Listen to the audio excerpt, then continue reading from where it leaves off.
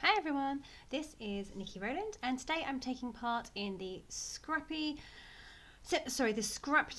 Scrappy Spring Clean CyberCrop. Try saying that quickly. My challenge is challenge number 6, which is punches. So this should be Sunday at 10 a.m. And there's plenty of other challenges going on throughout the weekend as well. So I hope you have had a chance to check those out. The whole lot is going on in the Scraptember Facebook group, and everyone is welcome to come along, join the group, and play along with the challenges. So do join in. It's a great way of using all your stash, especially in these difficult times when we're all stuck at home.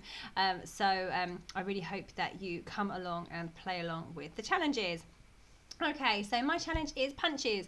I've pulled out a few of my favourite border punches, but in the end I decided to just use my ultimate favourite one, which is this large scallop here. So I have pulled out that lovely, beautiful green Pink Fresh Studio paper that is from the My Favourite Story collection. I've been in love with this rainbow coloured. Oh, I did use another punch. I've been in love with this rainbow paper from the same collection for ages. I've had 2 sheets of it and I've used it to death. I was determined to use up the very final scraps that I had left for this challenge.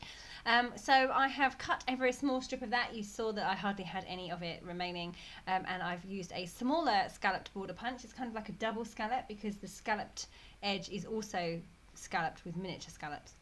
So I've used that one as well, along that one, and I am planning to punch out a whole load of hearts. It's not hearts.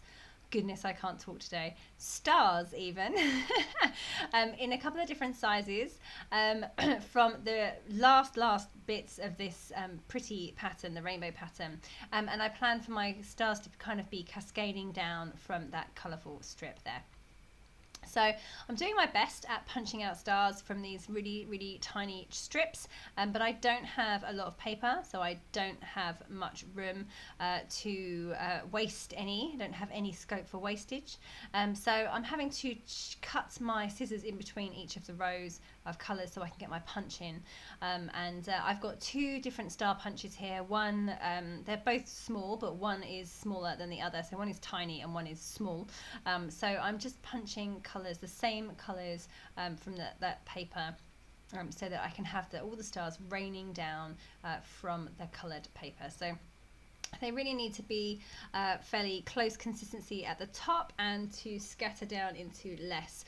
I also want some to be going off the side of the page, or at the bottom, the bottom edge of the page, to make it look as though it's a continuous free fall rather than just stopping before the edge.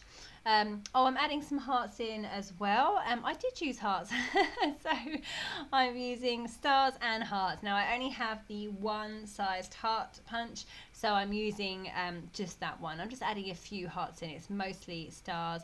So far I have managed to use 5 different punches: the large scallop, the double smaller scallop, a star punch, a small star punch, and a heart punch. So quite a few punches getting used. They are one of my favourite resources. I've recently been revisiting the punches that I have because I have loads, and they don't get used that often. So I've been trying to use them a bit more in my stash because they're great for extra embellishments, adding additional shapes to the layout. So I'm just using some Heidi Swap silver tape. I think it's for those light things, but I had a roll of it just to use kind of as washi tape, really. So I have cut, it's really sticky, so I've stuck a strip onto white cardstock, and I have punched it when it was stuck onto the cardstock, because otherwise it really wouldn't have worked that well. So I have, punched it and used the large scallop punch as well on that strip, and I considered putting it at the top of the layout, but actually I like it as a buffer in between the brown, still can't speak, the green and the coloured strip as well. I'm now using that small heart punch and a small star punch and the heart punch. My goodness, the amount of mistakes I've made in this voiceover. Really, I should stop and start again. Please bear with me. It's the homeschooling. I've totally just lost my brain. Okay, so I I put another strip of that Heidi Swap silver tape onto a piece of white card and punch some more stripes out. So the idea was to to intersperse the hearts and stars from the silver amongst the coloured ones. But you'll see that later I try it and I don't like it. I punched a whole bunch of stars for no reason. I do use a few, but not very many. So I'm just putting my layout together now. I'm ready to kind of stick my background together, and then I can get all of my other bits stuck in place. So I have just done those two strips, the silver and the green, and then I'm adding in this colourful strip as well now. I have to be quite careful because you can see that I've got quite a bit missing from the top of the strip, and I just need to make sure that I don't have any gaps showing on the right hand side there. I pretty much cover it up, I think. Yeah, just about managed to do that. Just about managed to get it to stay to be, you know, big enough to look like an entire strip. Okay, so now I'm going to spend some time getting all of these stuck down. So like I said, I'm aiming to have all my shapes kind of raining down from the colourful strip. So it looks as though the strip has dissipated into stars and hearts. So that's the idea. It doesn't necessarily quite turn out that way, but that was the plan. So I'm just getting them all stuck in place. I'm aiming to keep them, to not mix up the rows, so I'm planning to keep them underneath their designated colour. So I want some to come off the bottom of the page, and I also want some to be stuck flat and some to be raised on foam pads. Now I'm a big fan of foam pads and dimension on my layouts, but on this occasion I want different layers. So I want some to be stuck completely flat and some to be raised on foam pads to give dimension. Because they will overlap each other slightly, it's nice to have those different looks. And I've even got some that are doubled up and are on top of others that are on foam pads. So lots and lots of dimension going on here. Okay, so they're mostly stuck in place. I can't remember if I've already done the stars, the silver stars, and decided I didn't like them, or if I do that on camera. We'll find out in a minute, hey. So just mounting my photo. I'm going to use the border punch, the double scalloped border punch along the bottom of that black and white accent piece as well. I've mounted my photo onto a piece of blue cardstock, and then I'm sticking it onto that black and white accent piece, which really makes everything pop. I love a bit of black on a layout. It really makes everything feel more dramatic. I'm now layering up with some Pink Fresh Studio, my favourite story flowers. So I had quite a number of these large, very, very large clusters that I probably wouldn't use as they were on a layout. So the fact that I can tuck them under one large photo works really well for me. So that's what I'm doing. I'm kind of making almost a frame out of these massive large flower clusters and giving my photo something to sit on. So I've mounted my photo again onto another journaling card, and I'm just getting that in place as well. I just wanted to have another bit of separation between the black and white and the very kind of pale minty green background.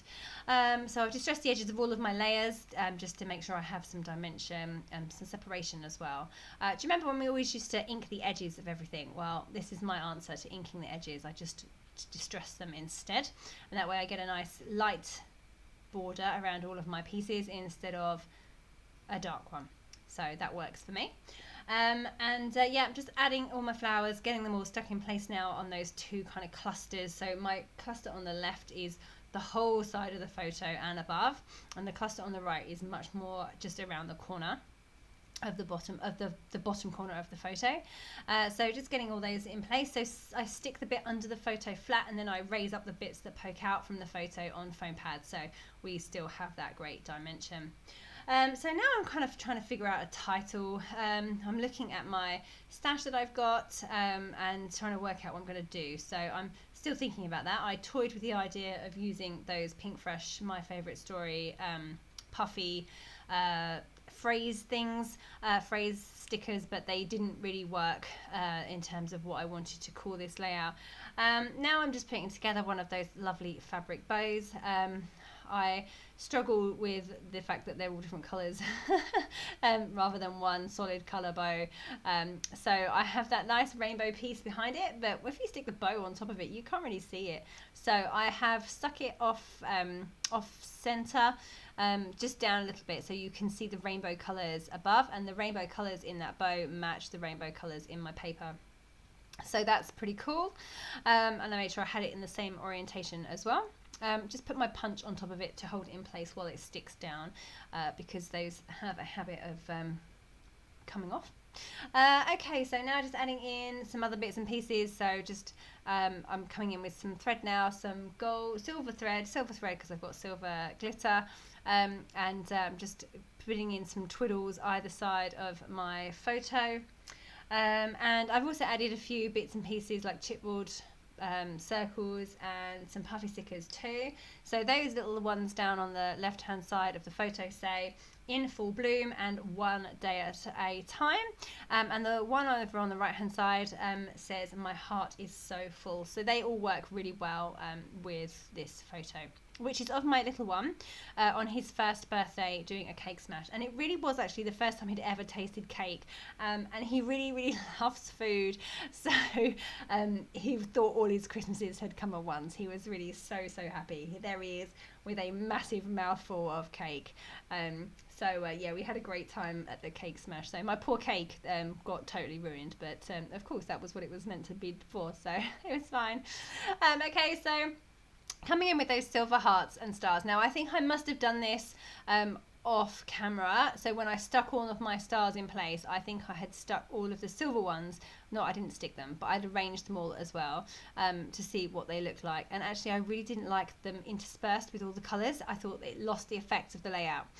So I saved all of those punched pieces, and I'm just tucking them in around the photo and using them as embellishments instead of part of the design features at the bottom.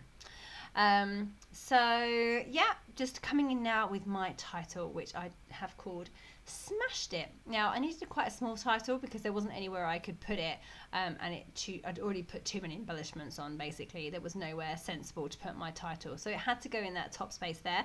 So I needed quite small alphabet stickers.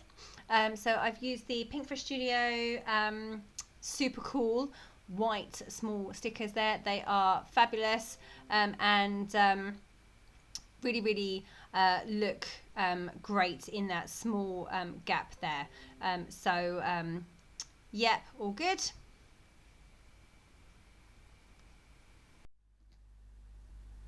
So I'm now just making sure that everything is stuck in place, and that I'm happy with how everything's looking. I'm wondering if I need to add some more stars or hearts to the bottom section, and I think I do. So I'm just writing in some journaling. So before I add any more stars or hearts, I'm going to add my journaling to that colourful strip there. It just reads, yum yum, first birthday cake smash, you loved your first taste of cake, and Sophie and Max thoroughly enjoyed it too. So yeah. Okay, so that is me done. I actually, off camera, I did add a few more stars at the top section. So thank you so much for joining me today. Do go and join in the Scraptember group and play along with the challenges for this CyberCrop. It's great fun. Okay, thank you so much for joining me. That was Niki Rowland.